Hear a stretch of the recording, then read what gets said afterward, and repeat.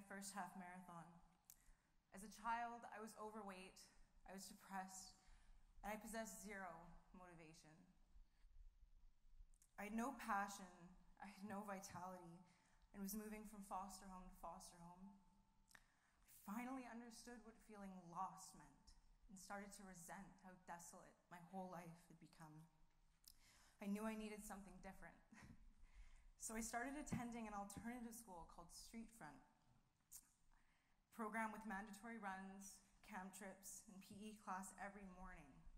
Everything I absolutely hated, so it seemed like the perfect place to be. These things I hated passionately eventually became my passions, and slowly I started running.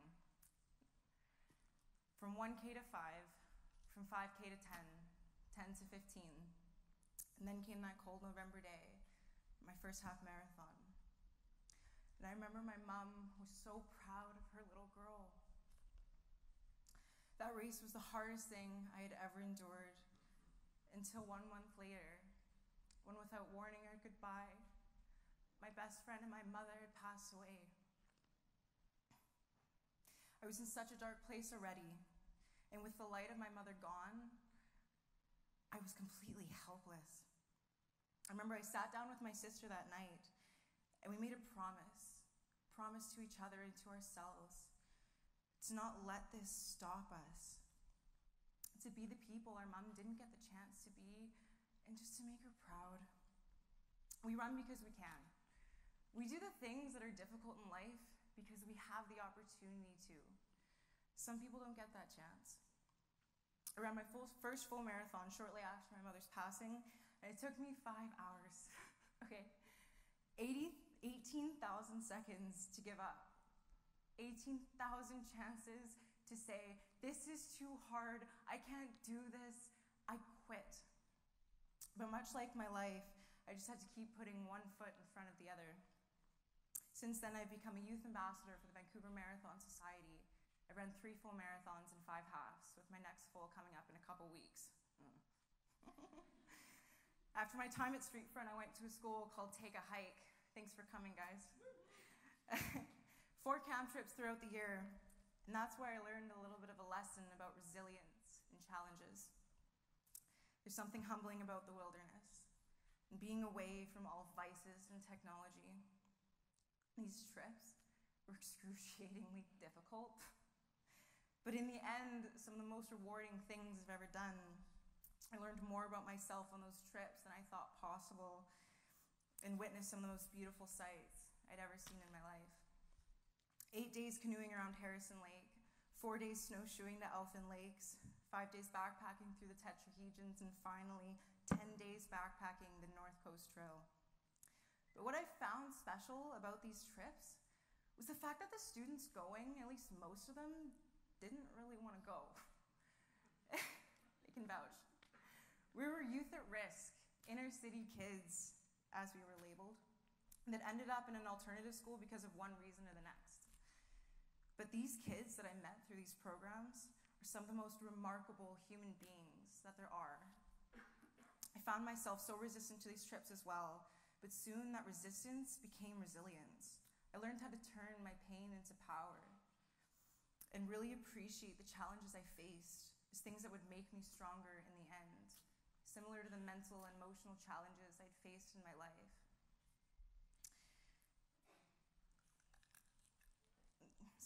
And a similarity. There's uphills, there's downhills, there's points where you're feeling on top of the world and times when you just want to give up and quit. Some of my fondest memories are spent camping and connecting with myself, with nature being my therapist. And when times got tough, I had to remind myself I chose to go to a school. I chose to go to a school that makes you do 20 push-ups when you swear and make your own laps when you're late for school. Because I'd heard rumors from my past school Street Front about this trip called Street to Peak to go to Africa and climb Mount Kilimanjaro. There was no way I was going to let this trip happen and not be a part of it. And Street Front held training hikes through the summer as well. I made sure to go to every single one because I wanted to prove that I was worthy of being chosen to go on this trip, even if I didn't believe that myself.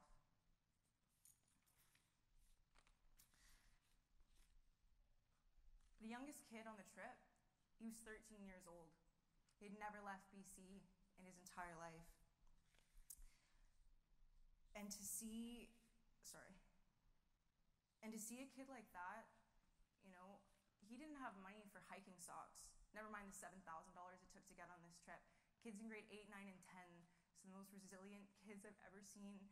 They were the ones that inspired me to get to the top, because no matter how hard it was, they did it, and they did it with a smile on their face.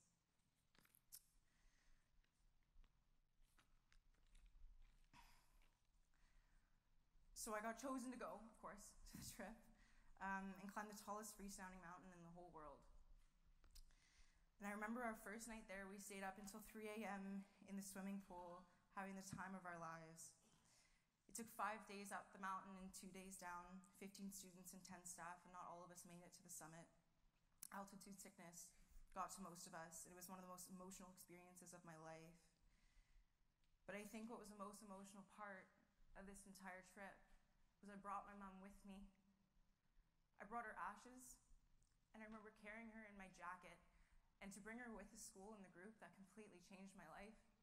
It was just one of the most amazing things that could ever happen to me.